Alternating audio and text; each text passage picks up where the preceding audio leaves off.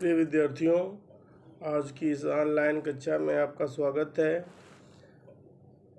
आज आपको अभ्यास सागर के पाठ 3 बरसते जल के रूप अनेक के प्रश्नोत्तर कराए जाएंगे। इस पाठ में संज्ञा व उनके भेद की जानकारी दी गई है।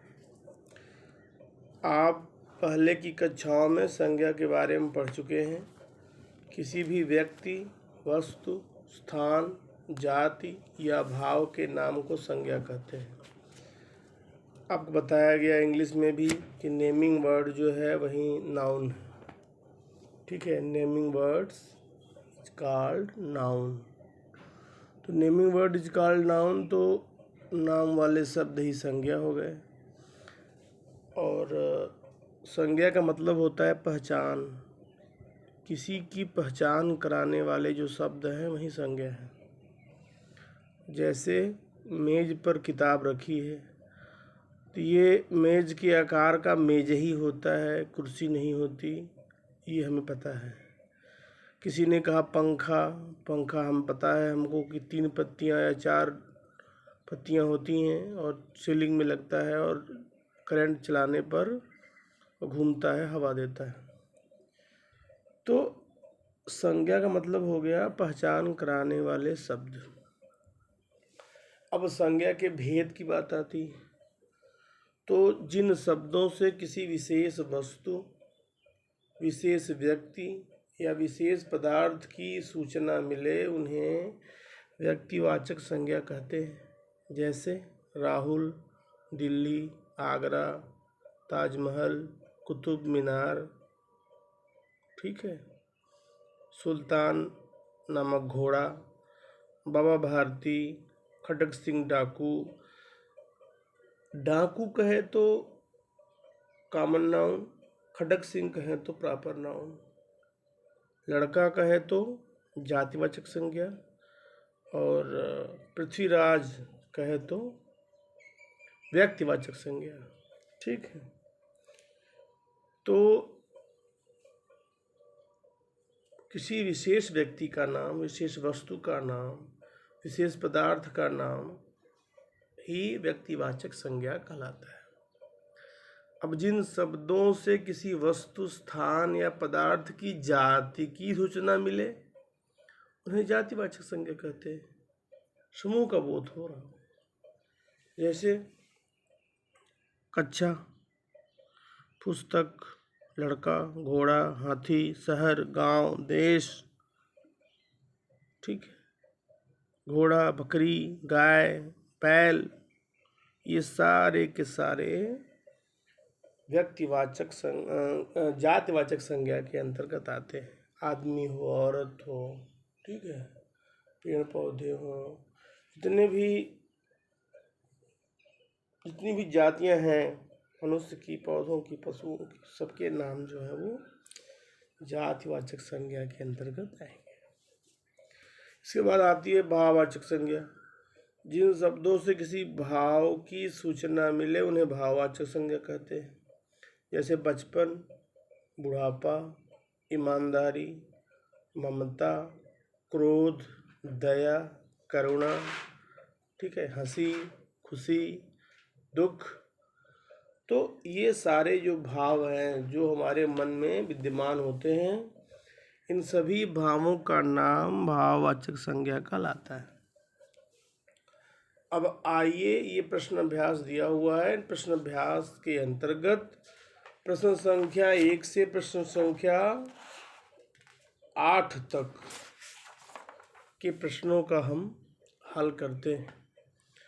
आप यह वीडियो सुन लें, देख लें। इसके बाद आपको पीपीटी भेजी जा रही है और पीपीटी की सहायता से आप वर्कबुक को भरेंगे। सभी लोग अभ्यास आकर की किताब खोल लें, पेज नंबर 14। पेज नंबर 14 पर पहला प्रश्न दिया हुआ है, उसके ऊपर एक पैराग्राफ 3-4 लाइन का है, उसे आप पढ़ें। ठीक है, चलिए शुरू करते हैं। राघव, परमीत, जफर और अमन मैदान में खेल रहे थे।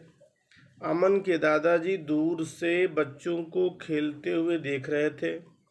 वे बहुत प्रसन्न थे कि सभी बच्चे ईमानदारी से मिलजुल कर खेल रहे हैं।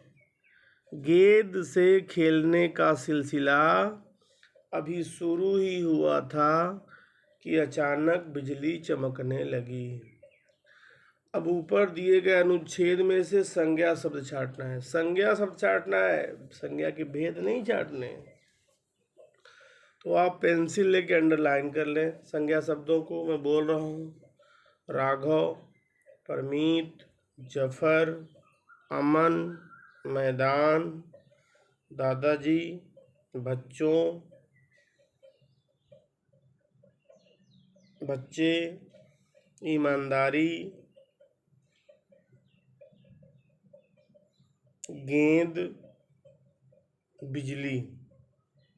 ठीक है, इतने शब्द संज्ञा शब्द हैं। 10 संज्ञा शब्द लिखने हैं, 10 से ज़्यादा शब्द मैंने बोल दिए।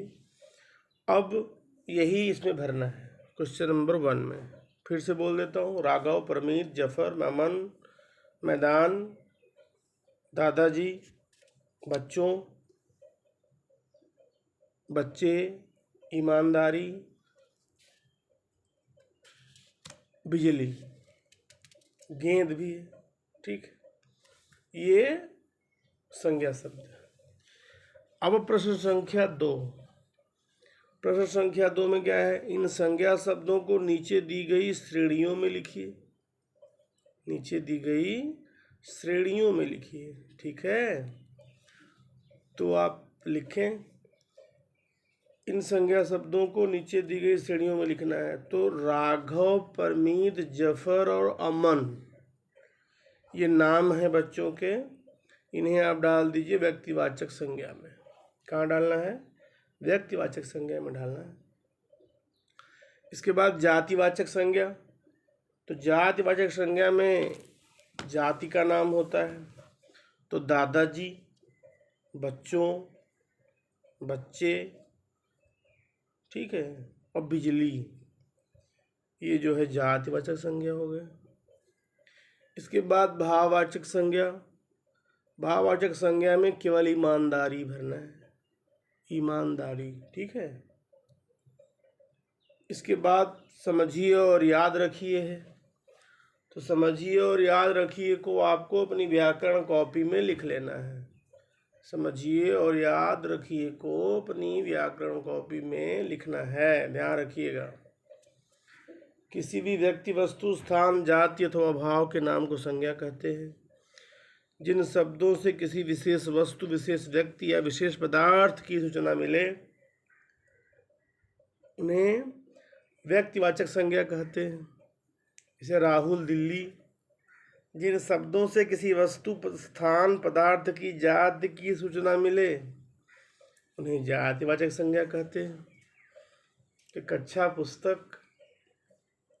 जिन शब्दों से किसी भाव की सूचना मिले उन्हें भाववाचक संज्ञा कहते हैं। बचपन, बुढ़ापा। प्रश्न संख्या 3। नीचे दिए गए वाक्यों में व्यक्तिवाचक संज्ञा शब्दों पर घेरा लगाना है। सभी लड़कियों ने मीना को उसके प्रथम आने पर बधाई दी। तो मीना, मीना को घेरा लगाइए। रवि ने छोटे बालक को डूबने से बचाया। रवि को अंडरलाइन करें, घेरा बनाएं, गोला वाला बना दें। दिल्ली भारत की राजधानी है। दिल्ली भी शहर का नाम है, भारत देश का नाम है। तो यह भी व्यक्तिवाचक संज्ञा में दोनों आएंगे। दिल्ली और भारत दोनों पर घेरा लगा दें। अमन दौड़कर घर में घुस गया।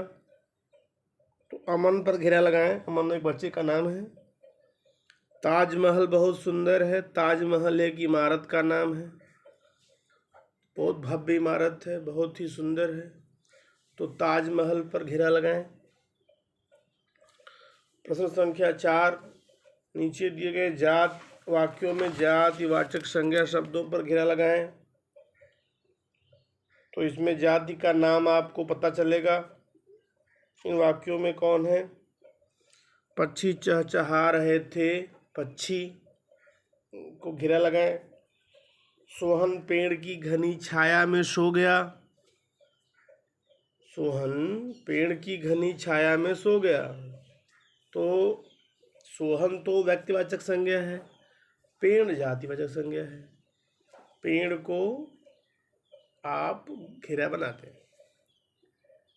भारत महान देश है, तो भारत तो व्यक्तिवाचक संज्ञा हुआ, लेकिन देश जातिवाचक हुआ, तो देश पर जातिवाचक संज्ञा शब्द मान करके घेरा लगा दें। देश घेरा लगाएं। वे कुर्सी पर बैठ गया। कुर्सी जातिवाचक संज्ञा है। कुर्सी शब्द जातिवाचक संज्ञा शब्द है। हमें हरी सब्जियां खानी चाहिए, तो सब्जियां पर घेरा लगाएं। ये सब्जियां जो है वो जातिवाचक संज्ञा शब्द है। इसके बाद भाववाचक का नंबर आता है। नीम के पेड़ की ऊंचाई बहुत ज़्यादा है। ऊंचाई भाववाचक संज्ञा शब्द है। ऊंचाई कहने से ऊंचा होने का भाव प्रकट हो रहा है। माँ की ममता का कोई मोल नहीं है, तो ममता अपनापन लगाओ, ठीक है। ममता पर घेरा लगाएं। रसगुल्ले में मिठास है।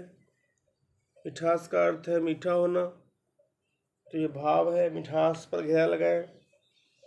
ज़्यादा काम करने से मुझे थकावट हो रही है।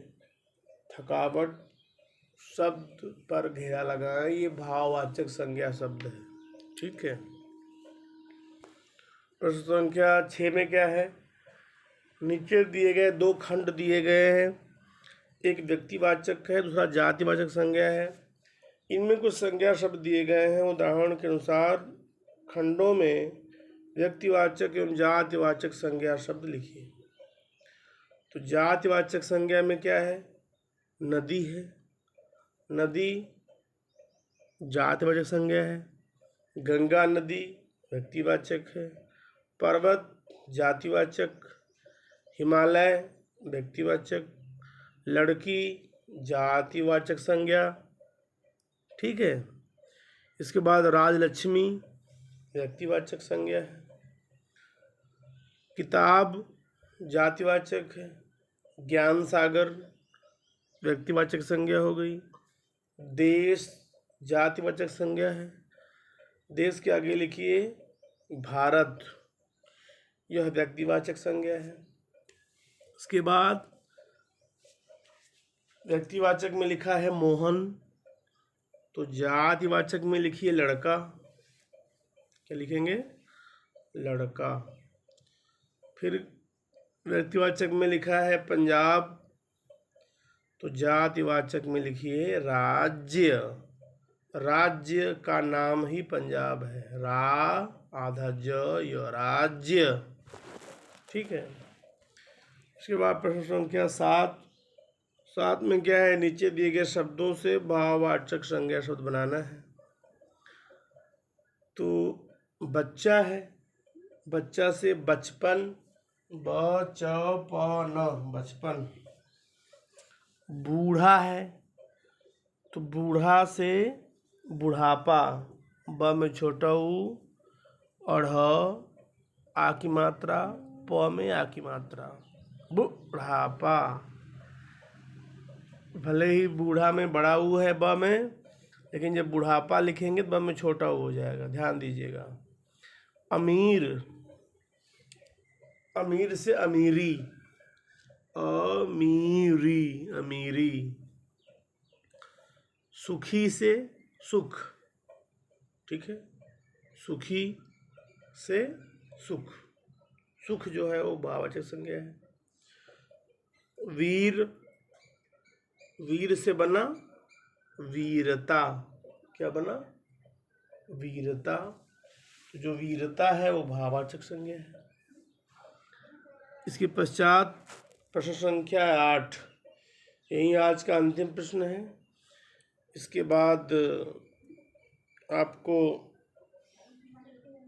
इसके उत्तर भेजे जाएंगे, आप उनको लिख लीजिएगा। मीना पढ़ाई में बहुत होशियार है। वह अपनी कक्षा में हमेशा प्रथम आती है। कक्षा क्या भरेंगे? कक्षा।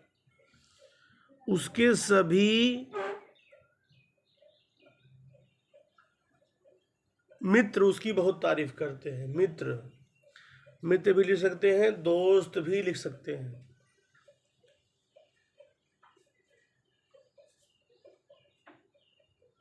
मीना पढ़ाई में बहुत होशियार है। वह अपनी कक्षा में हमेशा प्रथम आती है। उसके सभी दोस्त उसकी बहुत तारीफ करते हैं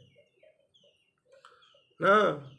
और मीना को फूलों की सुगंध बहुत भाती है।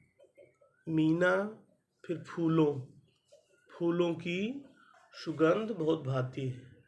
उसने अपने बगीचे में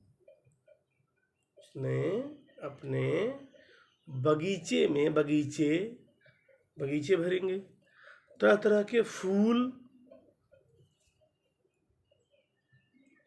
तरह तरह के पेड़ और पौधे लगा रखे हैं, ले सकते हैं।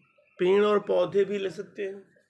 उसने अपने बगीचे में तरह तरह के पेड़ और पौधे लगा रखे हैं। वह सभी को रोज पानी देती है और अच्छी तरह देखभाल करती है। इस तरह संज्ञा शब्दों से यह पैराग्राफ पूरा हुआ। अब आपको इसके उत्तर भेजे जा रहे हैं। आप उन्हें अपनी अभ्यास सागर की बुक में देख करके अवश्य भर लें। धन्यवाद।